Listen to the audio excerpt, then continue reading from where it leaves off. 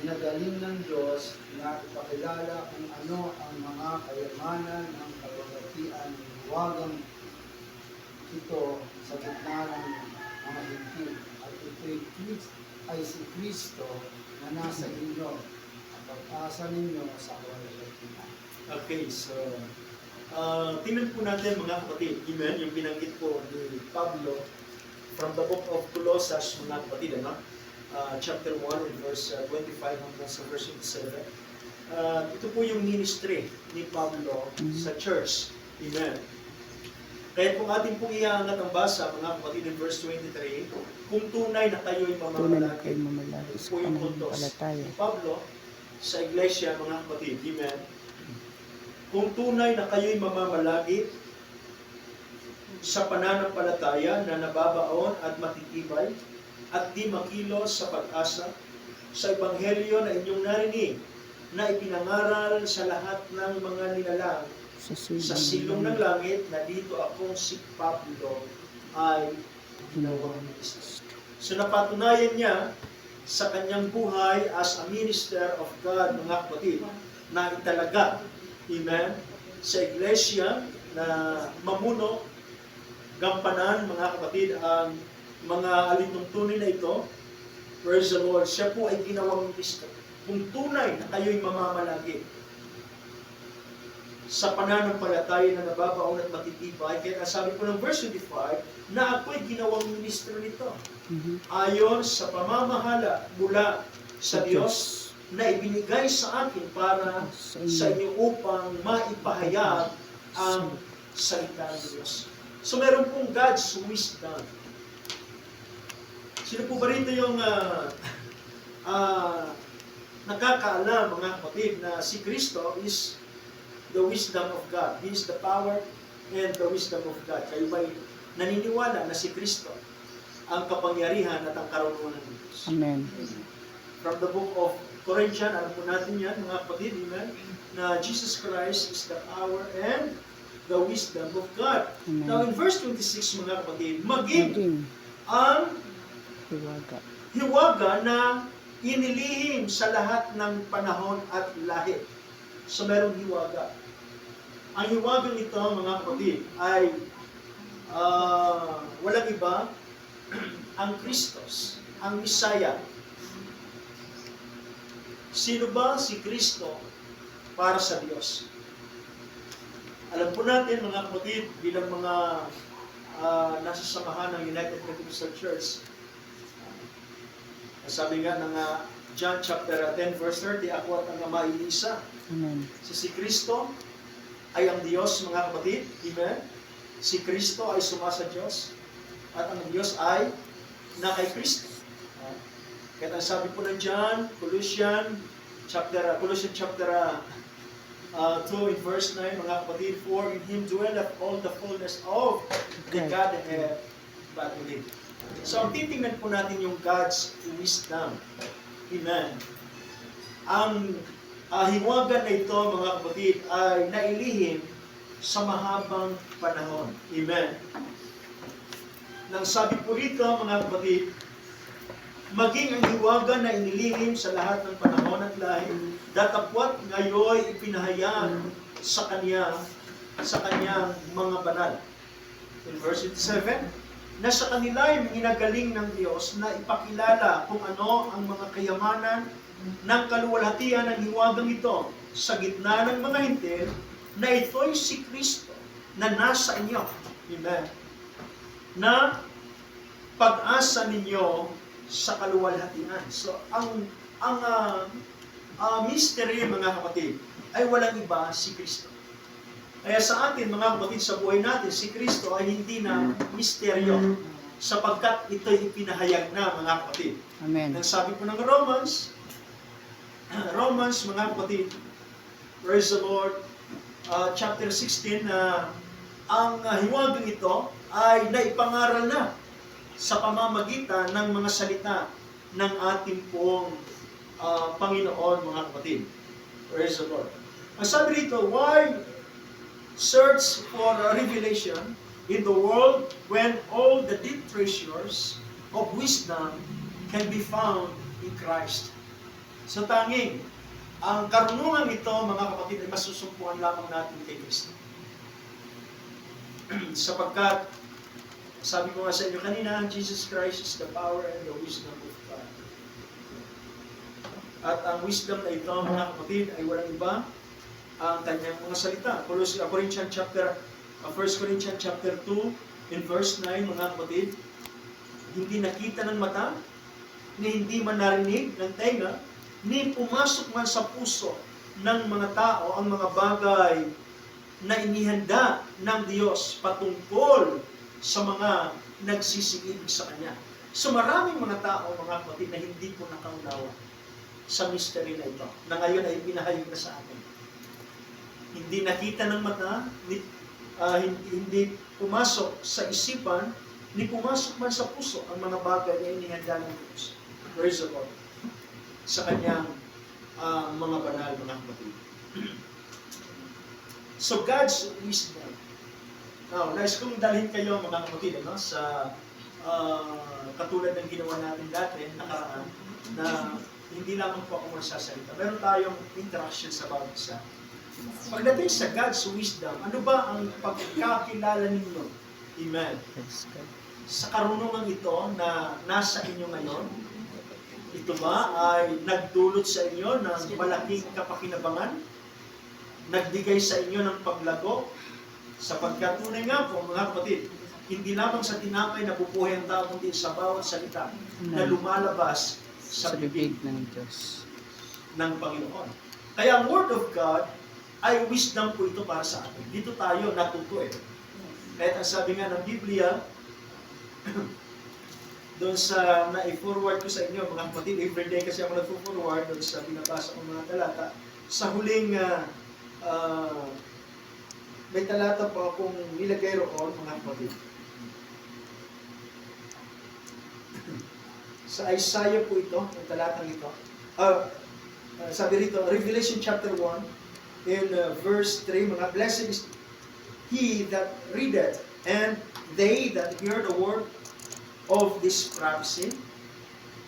At ito'y iningatan nila, ang mga bagay na ito'y kanilang iningatan, ang mga susulat doon sapagkat kanilang mga lalaman na ang panahon ay malapit na. Kaya sabi rin po ng aklat ng Isaiah, basahin ninyo sa aklat ng Panginoon sapagkat ito'y hindi magkukulang. So, the wisdom of our Lord Jesus Christ is to share His secret through the cross. Marami pong mga bagay na ginawa ang ating Panginoon. At isa na riyan, mga kapatid, ang cross ng Kalbaryo. Doon natin naunawaan, mga kapatid, yung mga hula sa lumang tipan patungkol kay Kristo. Genesis chapter 3, in verse 1, naroon ang hula. Mayroong ipapanganak na isang bata, mga kapatid. At ang batang ito ay siyang yuyura ng ulo ng ahas. Amen. Praise the Lord. So, God's wisdom. Sa inyong buhay, mga kapatid, paano nyo ba na-i-apply ang karunungan ito? Praise the Lord. Sabi ko nga sa inyo kanina, kayo ba'y lumago sa mga salita ng ating pong Panginoon? Sabi po ng Romans chapter 1, in verse 16, mga kapatid, hindi ko ipinahihiya ang Ebanghelyo ng Diyos. Bakit? Si Pablo rin ang sabi niya. Si Pablo ay ginawang ministro. Ano ang naging dulot nito sa kanyang buhay? Bakit nagkaroon siya ng tapang? For I am not ashamed of the gospel of God, nor death and life ay ipapangaral niya ang salita ng ating Panginoon. Now, sa inyong buhay, mga kapatid, praise the Lord, ano po ang naibigay nito na magandang katangian, mga kapatid? Or ano ba ang naibigay ng God's wisdom na ito, na walang iba ang Word of God? Praise the Lord. Ito ba'y nagpalalim sa inyo sa pananampalataya? Sino ba ang naman gustong magsalita? Isa-isahin natin ito, mga kapatid. Kaya magkapagkulang kayo ito. Walang kopyahan, ha? Tatuloy kasi na sinabi ni kapatid na ganito, yung sasabihin mo dapat, yung marinig natin. Bagamat tayo tagagaya-gaya, mga gusto ko yung opinion ninyo ang mamumutawi sa inyong mga tao kung paano nagkaroon ng magandang influence, mga kapatid, ang Word of God na ito sa inyong buhay. Totoo ba na nag-reveal, mga kapatid, ang wisdom na ito na walang iba ang knowledge of God sa inyong buhay? Sister ko. Sabi ko yan. Si Brother Paulie nag-request siya. Si Brother Paulie muna. Sige.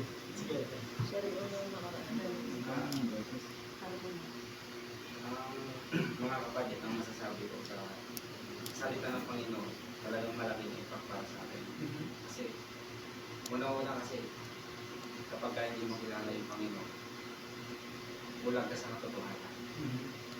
Ang makikita mo, puro na lang kapangitan sa mundo nito. Sa totoo lang, mga kapatid, iba yung feeling na mayroon ka Panginoon kasi ganito kasi yun. Mayroon kasi ako nasakay.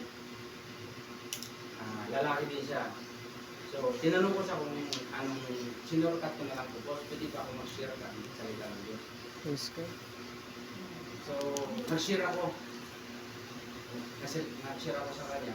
Boss, kung katolik ka, okay na ba, pakinggan mo naman. Kahit kunti lang, santit lang naman to. So, nag-share ako sa tao na yun. So, nag-share ako sa kanya, natutuwa siya sa akin sa mga sinabi ko kasi nagsusure. Bali, pastor kasi sure at yun. Binanggit kong una eh. Simula sa Lumang Tipan hanggang sa New Testament. Sabi ko, ang tao kung bagos, paliwanag ko na una. Sa Old Testament kasi, ang tao kung paano sinunog ng Panginoon yung mga tao dahil sa mga kasalanan. Sabi niya, kung ako nabasa daw yun. Sabi ko, totoo po yun. Sabi ko, kasi ganito yun. Ang tao kasi, noon, time na yun, sa kayang ngayon, wala nang pinakaiba. Halimbawa, halin tulad natin ng sentro ay Pasay, Quiapo, Binondo. Nandoon na lahat ng kasama nandoon na eh. Sabi ko. Kaya ang tao kasi, sirado sa kanila salita ng Panginoon. Sabi ko sa kanya, oo nga, ando na yung lalaki sa lalaki, babae sa babae. Doon pa sa ando na lahat ng kasamaan. Sabi ko, hanggang sa New Testament, mayroon din tayo, di ba? Sabi ko, sa New Testament, kung pagka nagkasala ka sa Old Testament, mag-aari ka na ngayon. Pero sa New Testament, hindi na. Kasi nasa atin na po. Ikaw po, papayag ka po. Na hindi ka makakilala sa Panginoon, tapos ang sarili mo hindi mo ihali sa Panginoon at hindi mo hihingi ng sorry sa Kanya yung mga nagawa ng kasalanan. So, ang ano ko doon, ang feel ko doon para sa Kanya, kasi ganito pa to eh. Kapag ang salita ng Panginoon na mapil niya at maramdaman niya, makikita mo din sa kanya at sumasagot siya na parang natutuwa siya, maramdaman mo sa tao din. Pero kapag ang tao siradong isip, malulungkot ang puso. Natutuwa ako kasi sa tao na yun, pagbaba niya, tinapik niya lang ako, boss, salamat sa salita. Napakaganda lang ang binitawan mo salita. Tapos meron pa akong isang Christian, Trinitarian. Pagka-drop ko din ng customer, dumaan kasi ako sa pinaka-uniform eh. Tapos tinanong niya ka, kuya, ito. Sabi ko, ay hindi ho. Sabi ko, hindi po ako yan. Sakay hindi kita pwede sakay, kawawa naman yung rider. Kapag kasi nanay kita, wala siyang kita sa ating marupunta yung kita nyo. Antayin nyo lang po. So, umabante ako para mapakasin sa tindahan at para magkaroon ako ng load. Nakita ko sa uli, naglalakad. Pero malungkot na siya eh. Yung pala, nagkaroon sila ng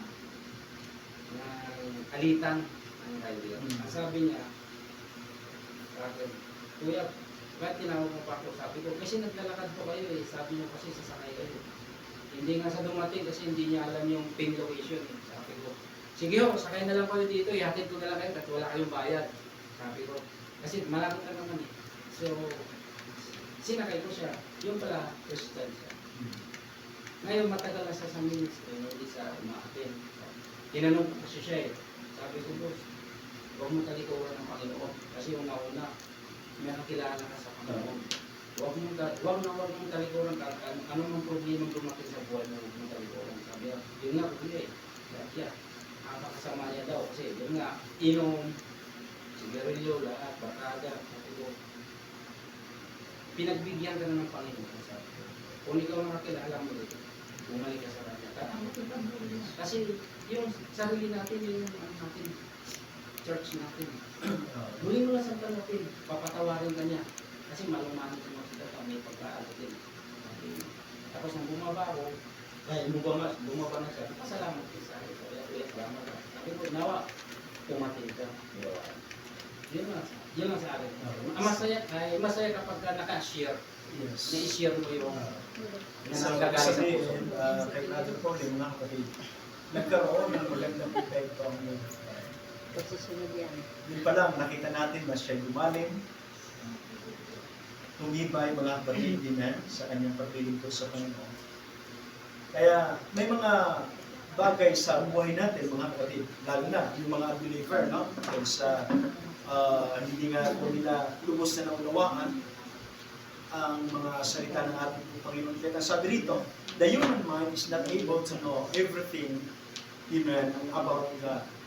Amen. Praise the Lord. Meron pong 4 na bagay, mga kapatid, na kumbaga, nilalaman ng Biblia from Genesis to Revelation.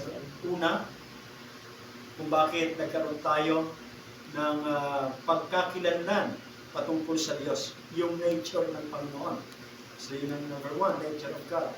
Pangalawa, mga kapatid, yung nature ng tao, kalikasan ng tao. So natin, ang Diyos ay nag-create, from Genesis chapter 1, nag-create siya ng tao. So pinakita roon ng Panginoon ang kalikasan ng tao. Ang tao po, amen, ay galing sa alabok ng lupa, ipinorm siya ng ating pong Panginoon. So yun yung kanyang kalikasan. So ang tao ay hindi siya eternal. Meron po siyang tinatawag na limitasyon, mga kapatid, sa kanyang buhay. Now, pangatlo, mga kapatid, the origin of man. Saan ba talaga galing ang tao? Ang tao ba ay galing lang ba talaga sa lupa? Or mayroon pong isang pananaw, mga kapatid, amen, na siyang may akda ng tao ay galing sa angkoy. Bago kinuha, ifinorm mula sa lupa, mayroon pong pattern na pinanggalingan ng tao. Kaya sabi nga, let us make man in our image, and God created them in His image. So the origin of life, pang-apat, ang buhay ay galing sa Diyos. Chapter 2, mga kapatid, ng aklat ng Genesis, in verse 7, hiningahan ng Panginoon ang butas ng kanyang ilong ng hiningang may buhay. So lahat tayo ay nagkaroon po ng ganitong kalikasan, mga kapatid. Una, ang Diyos ang siyang pinagmula ng lahat ng mga bagay. At tayong tao, kalikasan natin, tayo po ay nahulog sa tinatawag natin kasalanan. Amen. At alam natin na tayo po ay galing sa Diyos. Ang ating mga ninuno, ang ating mga magulang, amen, ay naglingkod at tinawag ng ating Panginoon. So alam nila ang origin of life, mga kapatid. Kaya ang 4 na bagay na ito, amen, ay matutunan natin buhat sa mga salita ng Panginoon. Katulad na bang ito kaya po, yung isang bagay, praise the Lord, ang natanggap niyang pagbabago ay nangyari, mga kapatid, sa kanyang buhay. At ang kanyang buhay, kaya nga siya nagkaroon ng wisdom from the Lord. Sister Hope. So, yung akin naman po, I want to share my testimony po kasi isa po ako sa nagsisimba pero hindi nag-read talaga before. No, before po pandemic, grade 9 po ako noon. Then, hindi po talaga ako palabasan ng Bible. So, people see me as belong din po sa kanila. But nung nag-study po ako ng Word of God, nung grade 9 po ako, nagre-read ako, parang no-joke ako, mag-read ka ng Bible, ganyan. Sabi po kasi, di ba, Word of God is the wisdom. Diba? Kahit anong basahin nating libro, nagbibigay lang siya ng knowledge, but the wisdom is coming from the Word of God. So, yan. Nag-read po ako nun. Wala po ako naiintindihan. So, yung wisdom, wala sa akin. And after pandemic po, nag-pray ako kay Lord, Lord, give me more wisdom na is kung mas lumalim pa sa gawain mo or magkaroon ako ng malalim na relationship sa'yo. Then I ask God for wisdom. Kasi sabi ko nga Lord, kung ganong wisdom na binigay mo kay Haring Solomon, kahit 10% lang Lord, bibigay mo sa akin. Yun po yung prayer ko. Then, parang kapag nag-read ako ng Bible, hindi ko siya maintindihan. I pray ulit na with yung heart na parang gustong-gusto yung perseverance po nandun. Then, thank God kasi pinagkaloob niya na pag open pa lang po ng Bible, pagkabasa ko pa lang is andun agad yung explanation sa utak ko na pinakita ko ni Lord na. So, I realized po na andun agad yung wisdom ni God. So, every time na nagre-read po ako ng Bible, natutunan ako kung paano makisalamuha sa tao. Sabi ko kasi, pag wala kang wisdom, hindi mo alam kung paano makasalamuha sa tao. Then yung malalaman kung may wisdom yung tao. And thank God kasi ang laki ng benefit ng Word of God sa akin. Nakakapag-share po ako, sabi Brother Polly, gano'n nga po. Then every time na mag-share ako ng Word of God, I feel na siya yung nagsasalita, na hindi ako. Like, na-try ko po siya doon nung grade 9 po si Shelo. Tapos, wala pong ginagawa. Nag-share ako doon. Biglaan, sabi niya, bumisita na ako kay Shelo po. Tapos sabi niya, ate, share ka nga dito. Nagulat ako, ano share ko doon siya?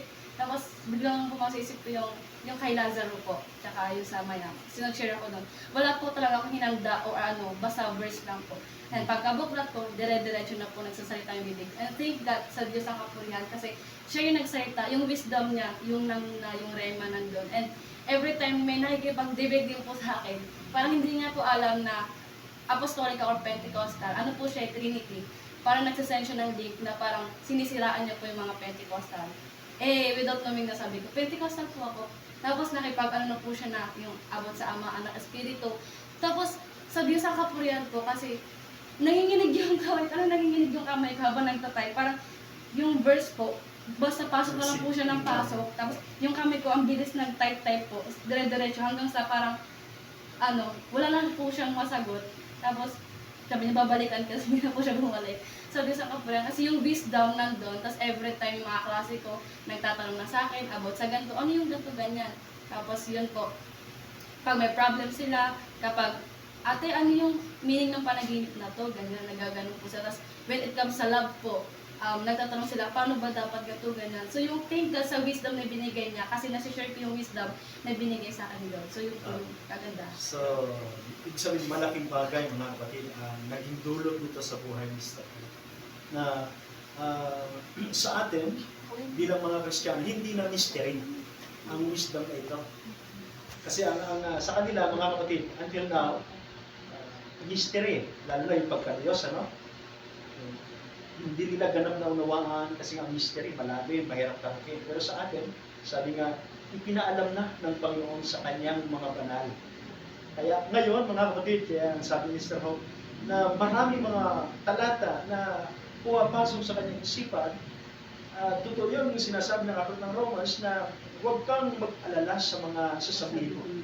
Ako ang magsasalita sa iyo. Amen. Kaya narin ang Panginoon, hindi na siya mystery. Ibig sabihin, naunawaan na natin, amen?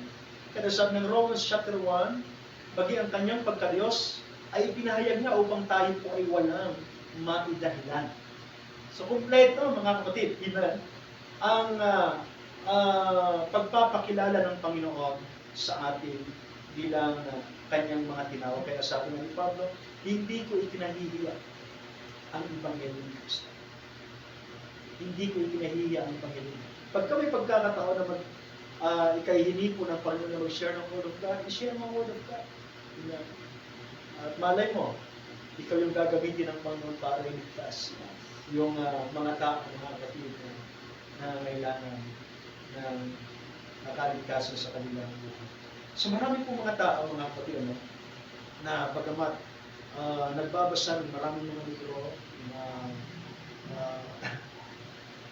mga bagay, mga kapatid, na pinaniniwalaan nila na dito sila makakapulot ng mga magagandang aral. Praise the Lord. Mga anong lang yung mga libro nila. Ang pinaka-the best na dapat basahin mga kapatid ay walang iba ang Word of God. Amen. Word of God talaga. Amen. Alam niyo mga kapatid, amen, sa pagbabasa ko ng Word of God, noon pa man, nag-aagaw ng Bible School, sabi ko kasi sa inyo, before ako pumasok sa Bible School, 3 memory verse lang yung alam ko eh. Puro shortcut pa. Amos 4:12, prepare to meet thy God. So, John 11:35, Tumanis na Jesus. And Psalms 23 verse 1, the Lord is my shield for the shining one. So, yun lang yun. Pero nung pumasok ko ng Bible School, sabi sa amin, advice sa amin, magbasa kayo ng Word of God. So, nagbasa kami, lumawak mga kapatid. Amen. At minsan i-challenge ninyo bago kayo matulog, mga magkakapatid. Paramihan kayo ng verses sa Biblia. Magkaroon kayo ng challenge. Kasi nga, bago tayo matutulog, paramihan tayo ng memory verse. So, magbilangan. Ibig sabihin, doon matcha-challenge mga kapatid. Every night, gawin nyo yan. Kung mayroon bang naragtan. Kasi habang kayo nagbabasa, yung mga binabasa ninyo mga kapatid, amen, papasok sa inyong isipan yan, ipapaalala ng Panginoon sa inyo. Okay, so, sino pa? Pastor Ray, ano po ba ang naging dulot sa iyong buhay ng Word of God nung ito'y tinanggap ninyo? Nagkaroon ba ito ng changes sa buhay ninyo? O ano ba ang pagbabagong ginawa ng Word of God sa buhay ninyo? Ang nakitulad, sabi nga sa Bible, hindi masusukat yung wisdom ni Lord. Kasi nung nakakilala ko sa kanya, dahil ang dami ng kasalanan na kinonfess ko sa Panginoon. Sabi ko nga, lumuha ka ng lumuha. Ako nag-aaral ako ng Bible study. Isa lang ako tinuturuan nila doon sa kwarto. Tinuturo 4. Sabi ko, Lord, malaki ang kasalanan ko. 4 yung nagtuturo sa akin. Sa bawat turo, kasi lang 2 beses sa 1 linggo ako tinuturuan. Ako lang tapos Martes, tapos Webes. Ginagawa ng mga nagtuturo. Pinapaiyak lang naman ako. Every nagtuturo sila. Kasi nararamdaman ko ito yung sinasabi nila eh. So, nakita ko na siguro talagang marami akong kasalanan. Sabi nila, kaya ganito yung orientation ng Lord sa akin. Di ko iba yung tinuwa. Ito sin. Sa sin, pinakamarami yung iyak ko doon. Tapos doon sa mga ibang nagtuturo tungkol sa honesty. Ito ba ay naging matapat noon? Lahat, sablay ako sa kanilang 4. Naalala ko yung mga kabayo. Yung mga kabayo ng Panginoon, pinatid sa akin. Nalala yung mga kasalanan ko. Then, nang tumanggap ako kay Lord, talagang malaking kasalanan ko. Sa dagat ako binaptismuhan, ang lawak. Tapos gabi, may ginawa na nga ako eh. Nang binaptismuhan ako doon, ko na-feel yung present ng Panginoon. Na bibihira mangyari daw yun, sabi ni Pastor, yung Pastor Cross, Pastor Arnold, na nabaptismuhan niya yung sarili, parang latihan na sa akin. Hindi ko alam, Pastor, kasi lagi ko ako nag-ahatid sundo doon sa mga membro ng church. Nararinig ko po yung kanilang mga fellowship. So, na-absorb po yun araw-araw, tuwing Friday and Friday and Thursday. Sama na yung Tuesday, yung aming grand prayer meeting. Kaya nung ako po test of faith ng Panginoon, kung totoo talaga yung pagtanggap ko sa Kanya. Kasi pinauwi niya po ako, galing po kay Saudi. Pinauwi niya ako, test my faith kung pabalik pa ako doon sa mga dati kong kaibigan, nagsusugal, nag-iinom, babae, lahat. Pinauwi niya ako, sabi ko, Lord, sana dito na lang ako. Kumikita na ako, tapos buwan pa ako. Test of faith talaga, dahil 7 months pa lang ako, pinauwi na ako ng Panginoon. Pero hindi ako napauwi dahil may kaso, gano'n, redundant to, bawas ng tao. Eh ngayon, mga Saudi lang ang natira. Ako, Pilipino doon sa engineering department. Natanggal ngayon ako. So, kinonsider ko, sabi ko, Lord, may plano ka sa akin, di ba? Yung pala, ang gusto niya, mahasa ako. Eh, pag uwi ko, andun na nga yung mga ako, nalaman na dumating ko. So, to make the story short, na nakita ko yung church doon sa likod ng Star Street. Sabi niya sa akin, nakatatlong church ako sa amin. Merong church doon sa Gaya-Gaya. Ngayon, tinignan ko yung sarili ko kung ano kaya ito. Ayaw na talagang bumalik doon sa mga gawin ko. Dahil sana makita ko yung church ko dati. Paikutin mo kasi dito. Talagang meron talaga ang Diyos kapag ikaw ay may plano sa iyo ang Panginoon. Sunod-sunod na siya. No? Sunod-sunod na yung mangyayari sa iyo. Parang lalabas na meron pa ng Panginoon. Yan. Merong Should go dito. plano. Okay. Sila basta po muna. Nagkahiyaan pa, Pastor. So nagkaroon po ng saysay yung buhay ko nung nakarating po ako dito. Dito mismo. Pampaw yan. Halo pa lang halo. Yung lababo pa lang dito. Diyan. Tapos, bago pa nga, pioneering pa si Pastor. So nakasama ako doon sa pag-start dito. Talagang pala ang Diyos kapag ikaw ay kasi 4 po yung ating wisdom. Una yung earthly wisdom, sinabi ko yan sa James earthly wisdom, tapos po intellectual wisdom, devilish wisdom, at saka yung wisdom ni Lord. 4 yun. So, pinag-iingatan mo dapat yung wisdom na makukuha mo. Diba? Yung pagpunta ko dito kay Pastor, nabigyan ako ng opportunity na magturo ng Word of God. Talagang doon ako lumago. Kasi dala-dala ko yung mga notes ko galing Saudi, yun ang ginamit ko. Meron akong libro ng search for truth. So, yun yung tinuro ko dito. So, siyempre, habang nag-aaral ka, nagbabasa ka ng Bible, parami yung wisdom mo.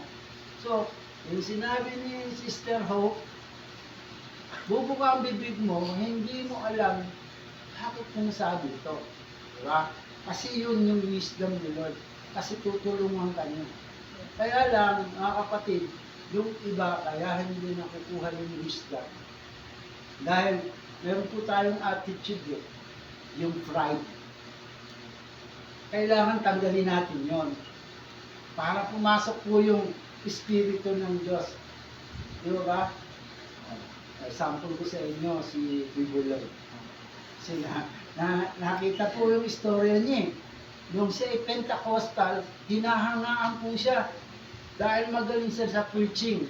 Magaling siya sa preaching. At lahat ng sinasabi niya, na-uplift po yung mga espiritu na nakikinig. Kaya ganun na lang dumami ang kanyang mga followers. Di ba?